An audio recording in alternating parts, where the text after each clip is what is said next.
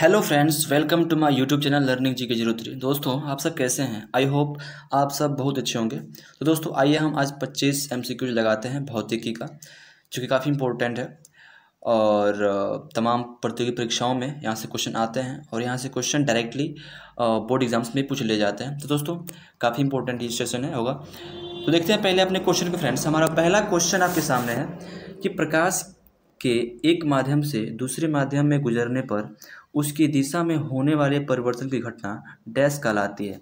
तो आपको बताना है वो घटना क्या कहलाती है। तो ऑप्शन आपके सामने है। ऑप्शन को आप वीडियो को रोक करके प्लीज़ केयरफुली पढ़िए और अपना आंसर देने का प्रयास कीजिए। तो आप कुछ वक्त ले सकते हैं इसको सोचने के लिए। तो बताइए इसका आंसर होगा। आप वीडियो रोक कर सोच सकते हैं इस पर। बहरहाल इसका आंसर हो जाएगा ऑप्शन ए, अपवर्तन। ठीक है।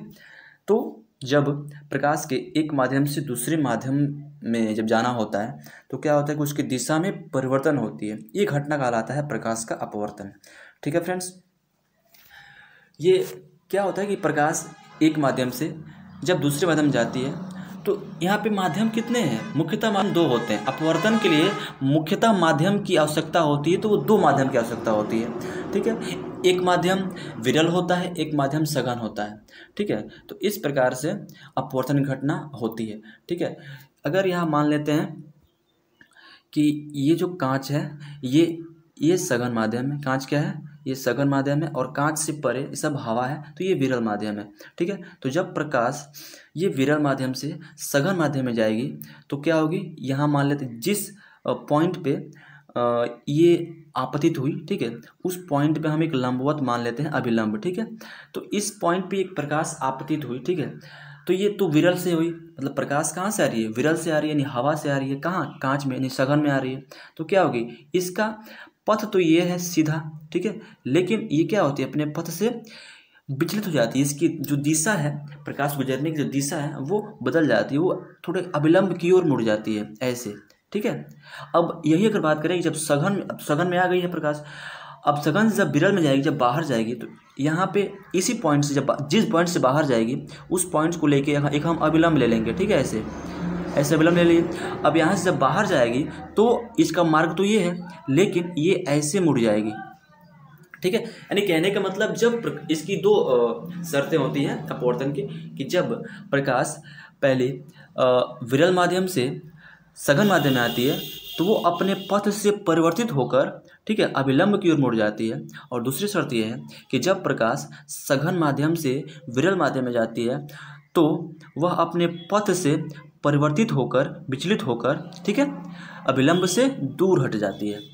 तो आपने देखा इसको, काफ़ी इंपॉर्टेंट है और तमाम ये यहाँ तक ये क्वेश्चन नीट में पूछे जाते हैं और पूछा गया है दोस्तों। इसको आप ध्यानपूर्वक पढ़ लीजिएगा। ठीक है, आप समझे इसको। चलते हैं अपने अगले क्वेश्चन पे। तो फ्रेंड्स, हमारा अगला बहुत ही इंपॉर्टेंट क्वेश्चन है, इसको ध्यान से देखिए। निम्नलिखित में से कौन सी प्रघटना यह निर्णय लेने में सहायक होती है कि प्रकाश एक अनुप्रस्थ तरंग है? आपको बताना है कि निम्नलिखित में से कौन सी घटना यह निर्णय लेने में सहायक होती है कि प्रकाश एक अनुप्रस्थ तरंग है। तो ऑप्शंस को आप ध्यानपूर्वक पढ़िए, वीडियो रोक करके आप सोचिए उस पर और अपना आंसर देने का प्रयास कीजिए। तो फ्रेंड्स, इसका आंसर हो जाएगा ऑप्शन बी, ध्रुवीकरण। ठीक ना। तो ध्रुवीकरण ही वह प्रघटना होती है जो ये हमको यह निर्णय लेने में सहायता करती है कि प्रकाश क्या है? एक अनुप्रस्थ तरंग है। ठीक है। ऐसे क्वेश्चन आ सकता है कि हम किस माध्यम से जानते हैं कि प्रकाश एक अनुप्रस्थ तरंग है? तो हम किसके थ्रू? हम ध्रुवीकरण के थ्रू, ठीक है, हम ध्रुवीकरण घटना के थ्रू जानते हैं कि क्या है, कि प्रकाश एक अनुप्रस्थ तरंग है। तो दोस्तों, आइए इसके बारे में थोड़ा विस्तार से देख लेते हैं ताकि हमको ये कंठस्थ हो जाए। ठीक है। तो दोस्तों, प्रकाश के ध्रुवीकरण की प्रघटना से यह निर्णय लेने में सहायता मिली कि प्रकाश एक अनुप्रस्थ तरंग है। वास्तव में प्रकाश के व्यतिकरण तथा विवर्तन की घटनाओं की खोज से यह तो स्पष्ट हो गया था कि प्रकाश तरंग गति, वेव मोशन प्रदर्शित करता है, लेकिन यह स्पष्ट नहीं हो सका था कि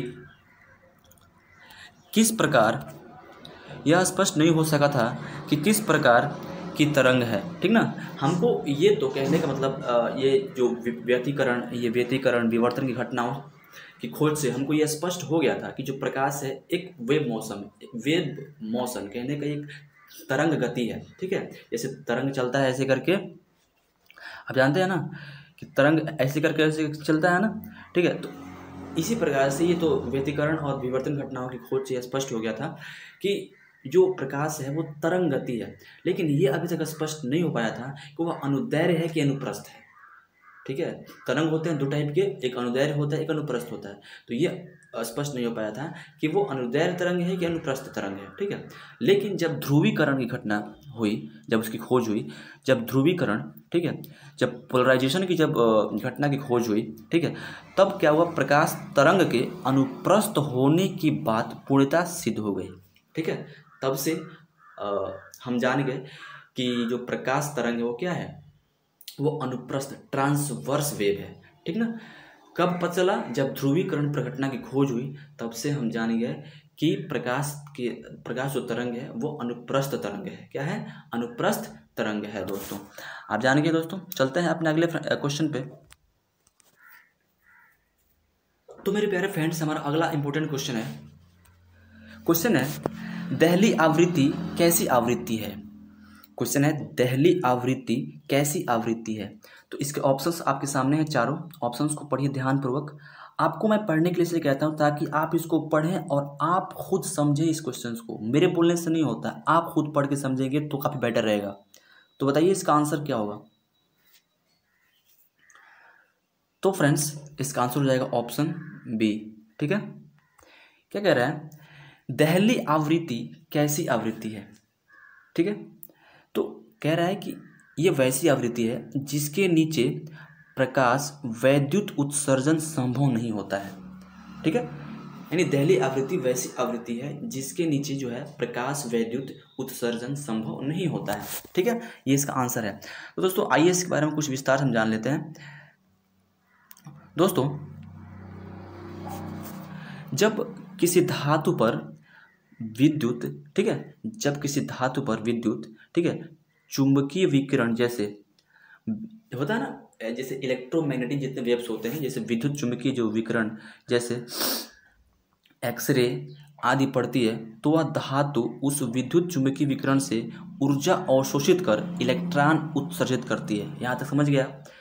जब किसी धातु पर कोई विद्युत चुंबकीय विकिरण, ठीक है, जैसे एक्सरे मान लेते हैं आदि पड़ती है, तो वह धातु, ठीक है, उस विद्युत चुंबकीय विकिरण से ऊर्जा अवशोषित करती है, ठीक ना। वो जो मेटल होता है जो उस पर वेव या फिर विकिरण पड़ती है, उस विकिरण से वो क्या करती है, वह ऊर्जा एनर्जी ऑब्जर्व कर लेती है और ऑब्जर्व करके इलेक्ट्रॉन क्या करती है, उत्सर्जित करती है। इस क्रिया को फोटो इलेक्ट्रिक प्रभाव कहते हैं, यानी इसको कहते हैं विद्युत प्रकाश प्रभाव कहते हैं, ठीक है। क्या कहते हैं इसको, ठीक ना, फोटो इलेक्ट्रिक प्रभाव कहते हैं। तथा इस क्रिया के लिए एक निश्चित आवृत्ति की आवश्यकता होती है जिसे दहली आवृत्ति कहते हैं। आपने समझा इसको, एक बार फिर देख लेते हैं इसको। कह रहा है कि जब किसी धातु पर विद्युत चुंबकीय विकिरण जैसे एक्सरे आदि पड़ती है, तो वह धातु उस विद्युत चुंबकीय विकिरण से ऊर्जा अवशोषित कर इलेक्ट्रॉन उत्सर्जित करती है। इस क्रिया को फोटो इलेक्ट्रिक प्रकाश विद्युत प्रभाव कहते हैं। तथा इस क्रिया के लिए एक निश्चित आवृत्ति की आवश्यकता होती है जिसे दहली आवृत्ति या थ्रेशोल्ड फ्रीक्वेंसी कहते हैं, ठीक है। तो दोस्तों आइए चलते हैं अपने अगले क्वेश्चन पे। तो मेरे प्यारे साथियों, हमारा अगला क्वेश्चन है प्रकाश वोल्टेज सेल के प्रयोग से सौर ऊर्जा का रूपांतरण करने से निम्नलिखित में से किसका उत्पादन होता है। क्वेश्चन को एक बार फिर पढ़ते हैं। प्रकाश वोल्टेज सेल के प्रयोग से सौर ऊर्जा का रूपांतरण करने से निम्नलिखित में से किसका उत्पादन होता है। तो बताइए इसका आंसर क्या होगा। आपने क्वेश्चंस को अच्छे से पढ़ा है और ऑप्शंस को केयरफुली पढ़िए और अपना आंसर देने का प्रयास कीजिए। दोस्तों इसका आंसर क्या हो जाएगा बताइए फ्रेंड्स। इसका आंसर हो जाएगा ऑप्शन बी, ठीक है, विद्युत ऊर्जा, ठीक ना। क्वेश्चन एक बार फिर पढ़ते हैं कि प्रकाश वोल्टेज सेल के प्रयोग से सौर ऊर्जा का रूपांतरण करने से निम्नलिखित में से किसका उत्पादन होता है। तो जाहिर सी बात किसका होगा, विद्युत ऊर्जा का, इलेक्ट्रिक एनर्जी का उत्पादन होगा। तो दोस्तों एक बार देख लेते हैं थोड़ा विस्तार से इसको। तो फ्रेंड्स कह रहा है कि प्रकाश वोल्टेज सेल के प्रयोग से सौर ऊर्जा का रूपांतरण करने से विद्युत ऊर्जा का उत्पादन होता है। यह प्रक्रिया प्रकाश विद्युत प्रभाव के सिद्धांत पर ही आधारित है। इसको आप ध्यान से पढ़िएगा। चलते हैं अपने अगले क्वेश्चन पे फ्रेंड्स। तो मेरे प्यारे फ्रेंड्स, हमारा अगला क्वेश्चन है, प्रिज्म से गुजारने पर प्रकाश का कौन सा रंग सबसे अधिक विचलन दर्शाता है? प्रिज्म से गुजारने पर प्रकाश का कौन सा रंग सबसे अधिक विचलन, ठीक है, दर्शाता है? तो आपने अगर पढ़ा है तो आप इसका आंसर अच्छे से कर पाएंगे। बताइए इसका आंसर क्या होगा? दोस्तों मैं कुछ देर रुक रहा हूँ इसलिए ताकि आप इसको सोचें, क्वेश्चंस पे विचार करें, ऑप्शन पे विचार करें और आंसर देने का प्रयास करें। तो फ्रेंड्स इसका आंसर हो जाएगा ऑप्शन सी, बैगनी। ठीक है, यानी प्रिज्म से गुजारने में, यानी श्वेत प्रकाश होता है, श्वेत प्रकाश, ठीक है, जब उसको हम प्रिज्म से गुजारते हैं, कांच के प्रिज्म से गुजारते हैं, तो प्रकाश क्या होता है? प्रकाश का वर्ण विक्षेपण होता है, ठीक है, स्पेक्ट्रम प्राप्त होता है, जिसमें प्रकाश, श्वेत प्रकाश 7 अलग अलग रंगों में विभक्त या बट जाता है। ठीक है, यहाँ पे मान लेते हैं, यहाँ पे प्रिज्म है, ठीक है, ये कांच का प्रिज्म है, इसमें कुल 5 सतहें होती हैं और यहाँ से श्वेत प्रकाश गुजारते हैं, तो इसका तो पहले बात इसका अपवर्तन होगा, ठीक है, ऐसे अपवर्तन होगा, तो ये प्रिज्म से गुजरेगा ना, तो ये 7 अलग अलग रंगों में विभक्त हो जाता है। ठीक है, ऐसे ऐसे, ठीक है, ऐसे ऐसे करके करके, ठीक है, कुल 7 यहाँ पे एक वर्णपट प्राप्त होता है। ठीक है, एक पर्दे पे ये 7 रंग हमको प्राप्त होते हैं। ठीक है, तो इन रंगों में होते हैं बैजानी हपिनाला, बैजानी हपिनाला, बैगनी, जामुनी, हरा, पीला, नारंगी, लाल। ठीक है, आप समझ गए, बैजानी हपिनाला। ठीक है, तो कौन कौन? बैगनी, जामुनी, ठीक है, नीला, हरा, पीला, ठीक है, नारंगी और लाल। ठीक है, तो इस प्रकार से हमको 7 रंग इससे प्राप्त होते हैं इस वर्णपट पे। तो हमको बताना है कि सबसे अधिक विचलन, यानी सबसे अधिक झुकाव किस रंग का होता है। तो सबसे अधिक झुकाव, यानी सबसे अधिक जो नीचे होगा वो किसका होगा? झुकाव यानी विचलन इसी का होगा, तो बैगनी का होगा दोस्तों। तो आंसर क्या हो जाएगा? ऑप्शन सी, बैगनी इज द करेक्ट आंसर। तो चलते हैं अपने अगले क्वेश्चन पे। तो फ्रेंड्स जरा इसका हम विस्तार देख लेते हैं। फ्रेंड्स देखिए, इलेक्ट्रॉन सूक्ष्मदर्शी चाक्षुष सूक्ष्मदर्शी यानी प्रकाश सूक्ष्मदर्शी से अधिक आवर्धन देता है, क्योंकि इसमें सूक्ष्म वस्तुओं का प्रतिबिंब तीव्र गति करते हुए इलेक्ट्रॉनों की सहायता से बनाया जाता है। ऐसे इलेक्ट्रॉनों से बनी तरंग की तरंगदैर्घ्य प्रकाश की तरंगदैर्घ्य से कम होती है, जिसकी वजह से कोशिकाओं आदि के आंतरिक अति सूक्ष्म भागों का भी स्पष्ट प्रतिबिंब बन जाता है। इलेक्ट्रॉन सूक्ष्मदर्शी में इलेक्ट्रॉनों का त्वरक विभव बढ़ाकर इनकी गति बढ़ाई जा सकती है, जिससे इनकी तरंगदैर्घ्य में कमी उत्पन्न करके उच्च आवर्धन प्राप्त कर लिया जाता है। तो दोस्तों ये रहा इसका रीज़न, ठीक है, कि इलेक्ट्रॉन सूक्ष्मदर्शी, ठीक है, प्रकाश या फिर चाक्षुष सूक्ष्मदर्शी से अधिक आवर्धन क्यों देता है। तो आपने देखा इसका रीज़न। चलते हैं अपने अगले क्वेश्चन फ्रेंड्स। मेरे प्यारे फ्रेंड्स, हमारा अगला क्वेश्चन है, कह रहा है कि चाक्षुष प्रदर्श एकक में प्राथमिक रंग होते हैं। ठीक है, तो इसका आंसर क्या होगा? अपना आंसर बताइए। इसका आंसर हो जाएगा ऑप्शन बी। ठीक है, यानी चाक्षुष प्रदर्श एकक में जो प्राथमिक रंग होते हैं कौन कौन होते हैं? लाल, हरा, पीला। ठीक है, इसको बोल सकते हैं इंग्लिश में रेड, ग्रीन, ब्लू, यानी RGB। इसको याद रखिएगा, RGB, रेड ग्रीन ब्लू। ठीक है, चाक्षुष प्रदर्श एकक में जो प्राइमरी जो कलर होते हैं, प्राथमिक रंग होते हैं, वो RGB होते हैं, रेड ग्रीन ब्लू। तो फ्रेंड्स चलते हैं अपने अगले क्वेश्चन पे। तो माय डियर फ्रेंड्स, और अगला क्वेश्चन है, नीले तथा हरे रंग के मिश्रण से कौन सा रंग प्राप्त होता है? तो इसका आंसर क्या हो जाएगा? ऑप्शन ए, सियान रंग हमको प्राप्त होता है। दोस्तों किस प्रकार, जरा इसको हम देख लेते हैं।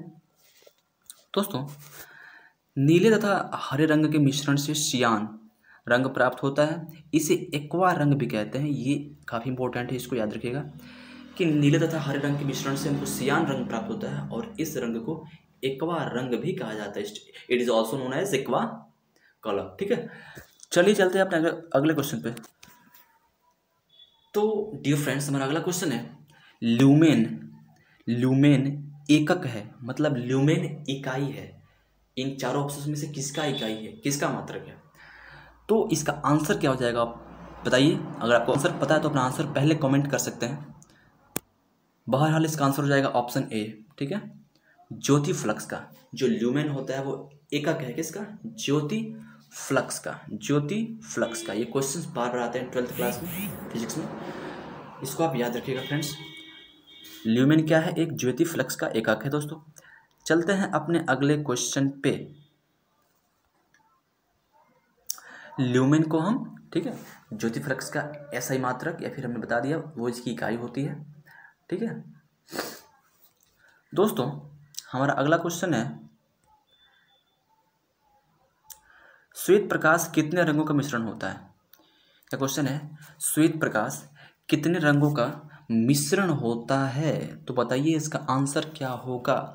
फ्रेंड्स, आप जानते हैं इसका आंसर होता है ऑप्शन डी, यानी श्वेत प्रकाश में कुल कितने रंग होते हैं, 7 रंग होते हैं।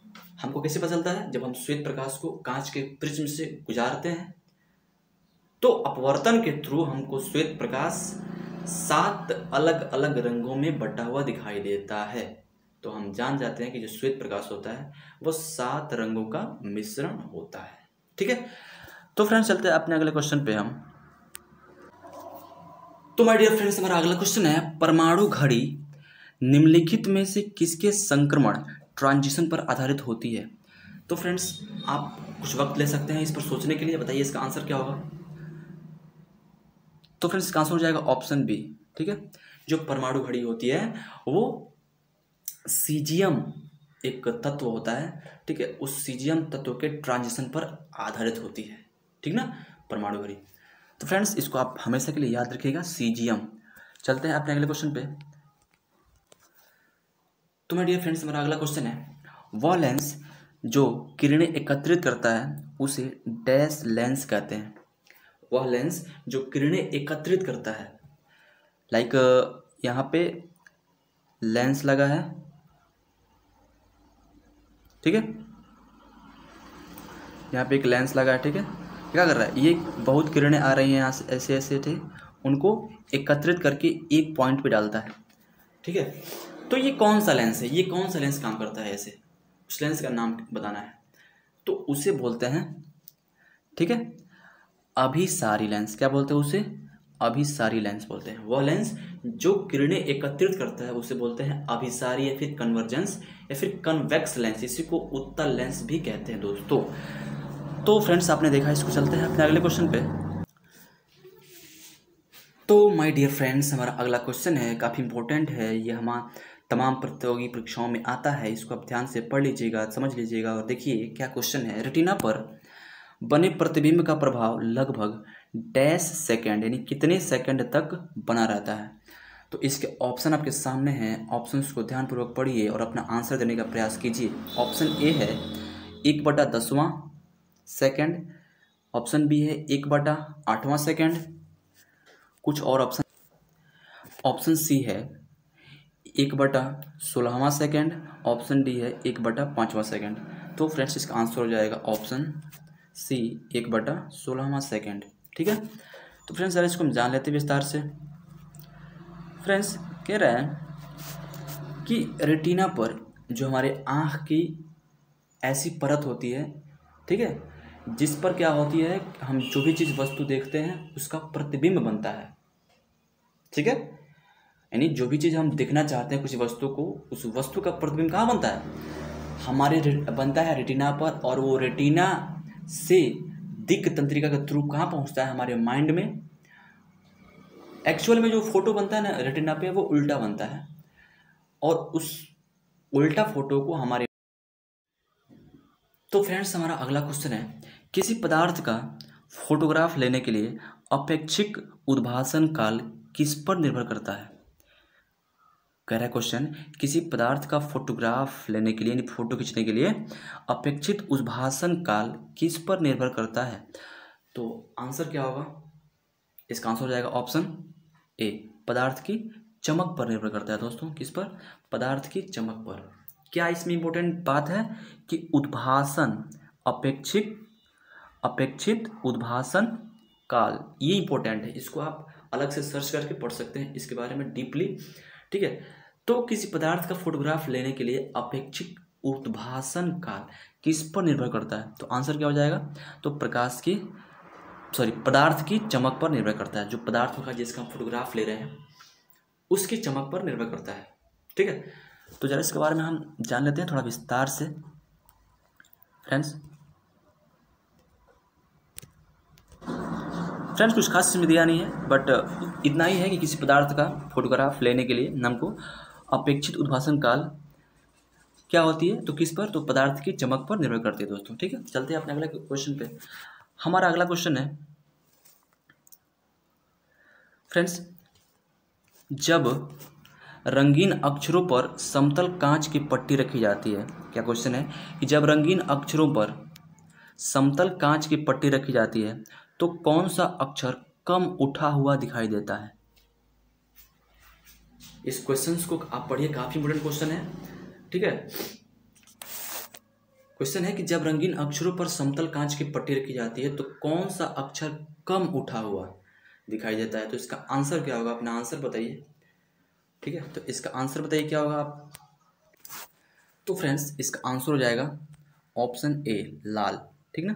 यानी लाल ही होता है वह रंग, ठीक है, जो कम उठा हुआ दिखाई देता है। दोस्तों इसके बारे में जरा सा जान लेते हैं विस्तार से।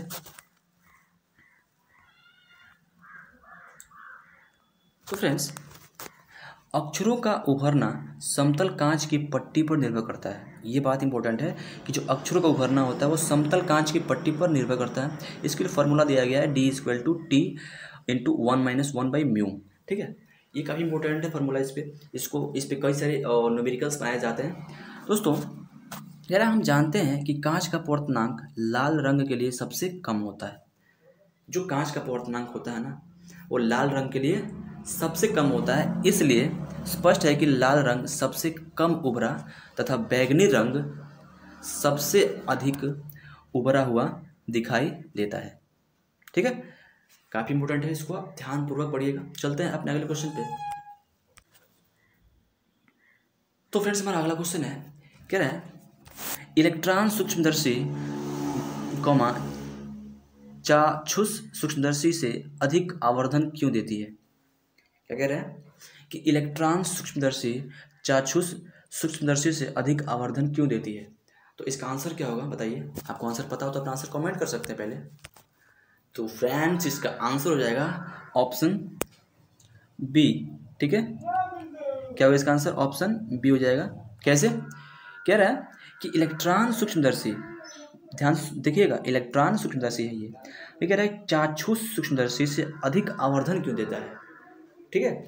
क्योंकि इलेक्ट्रॉन की तरंगदैर्घ्य, इलेक्ट्रॉन सूक्ष्मदर्शी की तरंगदैर्घ्य चाक्षुष प्रकाश की तरंगदैर्घ्य से कम होती है। समझ रहे हैं? इलेक्ट्रॉन की तरंगदैर्घ्य चाक्षुष प्रकाश की तरंगदैर्घ्य से कम होती है। दोस्तों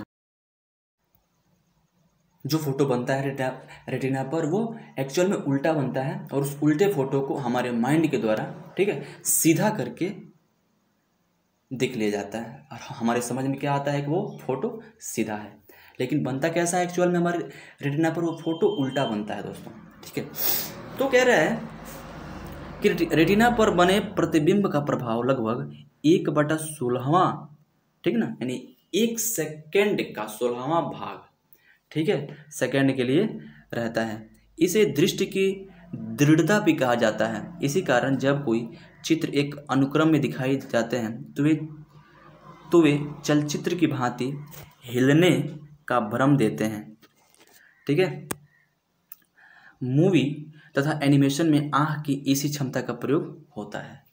देख लिए, यानी कोई भी हम जैसे पिक्चर देखते हैं तो वो पिक्चर हमारे रेटिना पर कितने टाइम के लिए? तो 1 सेकेंड का 16वां भाग समय के लिए वो रुक पाता है उस पर, ठीक ना, उसके बाद से मिट जाता है वहाँ से। तो फ्रेंड्स चलते हैं अपने अगले क्वेश्चन पे। तो डियर फ्रेंड्स हमारा अगला क्वेश्चन है, अवतल लेंस से हमेशा निम्नलिखित में से कौन सा प्रतिबिंब बनता है? अवतल लेंस से हमेशा निम्नलिखित में से कौन सा प्रतिबिंब बनता है? तो दोस्तों इसका आंसर हो जाएगा ऑप्शन बी। ठीक है, तो आभासी और सीधा प्रतिबिंब बनता है। अवतल लेंस से हमेशा आभासी और सीधा प्रतिबिंब बनता है, ये बात आप याद कर लीजिएगा। अवतल लेंस कुछ ऐसे होता है जिसके किनारे पर मोटा मोटा होता है और बीच में क्या होता है, पतला होता है। ठीक है, ये दो पारदर्शक माध्यमों से घिरा होता है। एक ज्यामितीय आकृति होती है जिसके दोनों साइड में क्या होते हैं, मोटे होते हैं और बीच में पतला होता है। ठीक है ना, तो दोस्तों देख लीजिए, अवतल लेंस से प्रतिबिंब हमेशा वस्तु की ओर, कहाँ, वस्तु की ओर, जिस साइड वस्तु रखी गई होती है उसी साइड, ठीक है, वस्तु की ओर लेंस तथा फोकस के बीच बनता है। ठीक है ना, यह आभासी, सीधा तथा वस्तु से छोटा बनता है। ठीक ना, किस में, अवतल लेंस के थ्रू, अवतल लेंस में। तो फ्रेंड्स चलते हैं अपने अगले क्वेश्चन पे। अवतल लेंस हमेशा किस प्रकार का प्रतिबिंब बनाते हैं? तो इसका आंसर हो जाएगा ऑप्शन बी, आभासी प्रतिबिंब बनाते हैं। क्या बनाते हैं? हमेशा अवतल लेंस से बनता है आभासी प्रतिबिंब, ठीक है, और उत्तल लेंस से बनता है हमेशा वास्तविक प्रतिबिंब।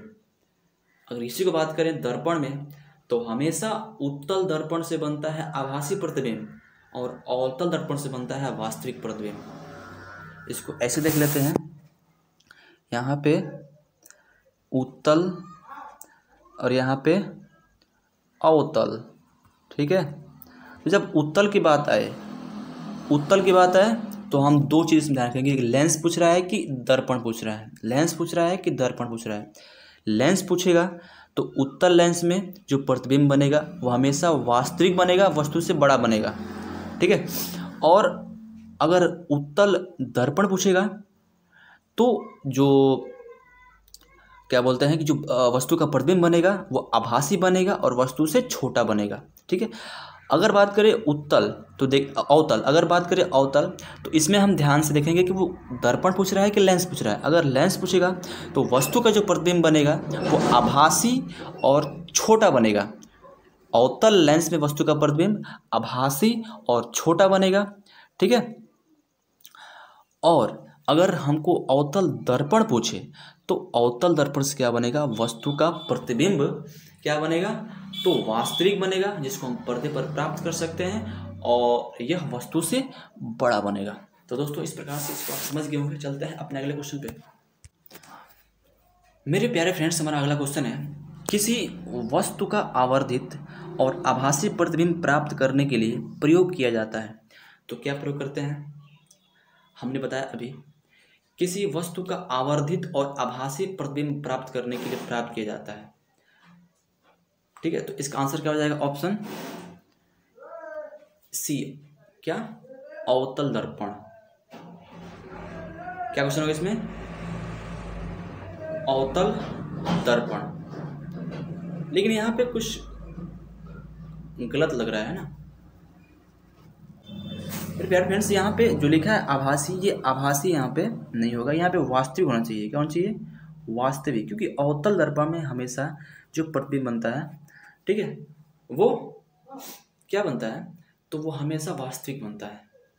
आभासी तब बनता है, आभासी भी बनता है उसमें, लेकिन तब बनता है जब वस्तु का हो फोकस और लेंस के बीच हो, मतलब लेंस के ध्रुव के बीच हो, फोकस और लेंस के ध्रुव के बीच हो, तो बस जो तो प्रतिबिंब क्या बनेगा? आभासी बनेगा और दर्पण से पीछे बनेगा। ठीक है, तो इस प्रकार से।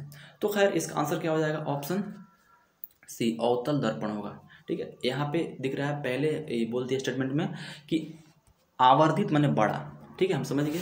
आभासी भी बनता है, लेकिन एक स्थिति बनता है जब वस्तु कहाँ हो, ये दर्पण, ठीक है ना, ये दर्पण का ध्रुव और फोकस के बीच में हो, तो इसका जो प्रतिबिंब बनेगा दर्पण से पीछे बनेगा।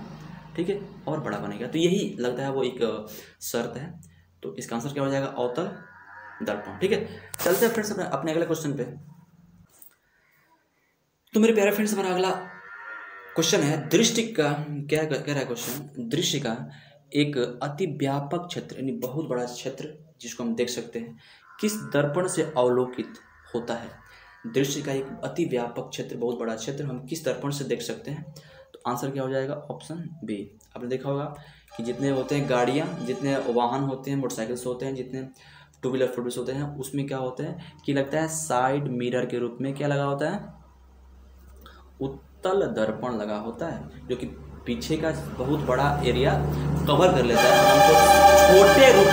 हमको छोटे रूप में करके दिखाई देता है। ठीक है, जिससे हम आसानी से अपने वाहन को चलाने में सहूलियत महसूस करते हैं। ठीक है, तो फ्रेंड्स चलते हैं अपने अगले क्वेश्चन पे। तो डियर फ्रेंड्स, हमारा अगला क्वेश्चन है, निम्न में से कौन सा सदा उस वस्तु की छोटी छवि बनाएगा जो उसके सामने रखी जाएगी? तो सोचिए इस पर, अपना आंसर देने का प्रयास कीजिए कि इन चारों ऑप्शंस में से, यानी दर्पण और लेंस दिया गया है, कौन सा सदा उस वस्तु की छोटी छवि बनाएगा जो उसके सामने रखी जाए? ठीक है, तो इसका आंसर क्या हो जाएगा? ऑप्शन क्या होगा बताइए? तो इसका आंसर क्या हो जाएगा? ऑप्शन बी हो जाएगा दोस्तों। ठीक ना, यानी जो उत्तल दर्पण होता है वो क्या करता है? सदा वस्तु की छोटी छवि बनाता है। इसको आप ध्यान रखिएगा फ्रेंड्स। ठीक है, चलते हैं अपने अगले क्वेश्चन पे। तो मेरे डियर फ्रेंड्स, हमारा अगला क्वेश्चन है, अवतल दर्पण द्वारा पर्दे पर बनने वाले प्रतिबिंब को क्या कहा जाता है?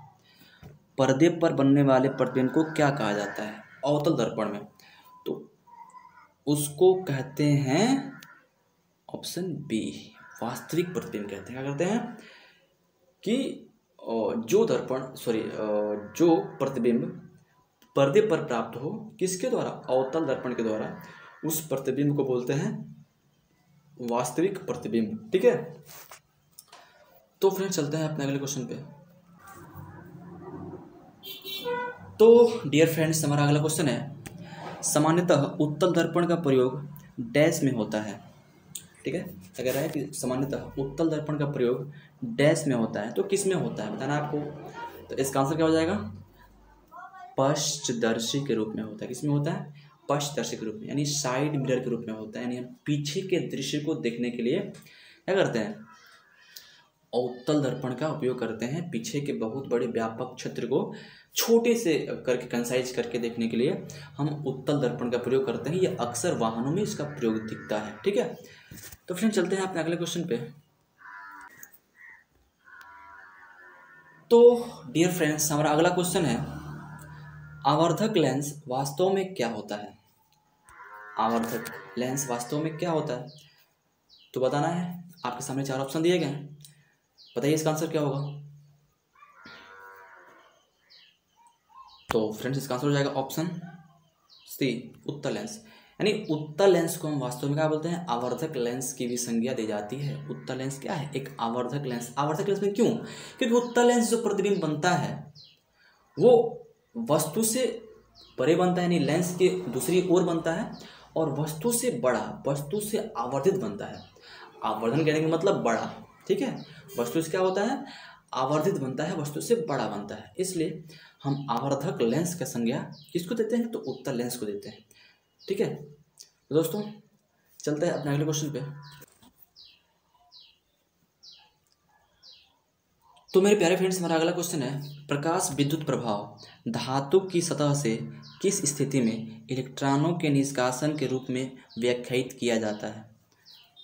क्या क्वेश्चन है कि प्रकाश विद्युत प्रभाव धातु की सतह से किस स्थिति में इलेक्ट्रॉनों के निष्कासन के रूप में व्याख्यायित किया जाता है? तो इसका आंसर क्या होगा? अपना आंसर कमेंट कर सकते हैं अगर पता हो तो आपको। तो इसका आंसर हो जाएगा ऑप्शन डी। ठीक है, उपयुक्त तरंगदैर्ध्य का प्रकाश उस पर गिरे।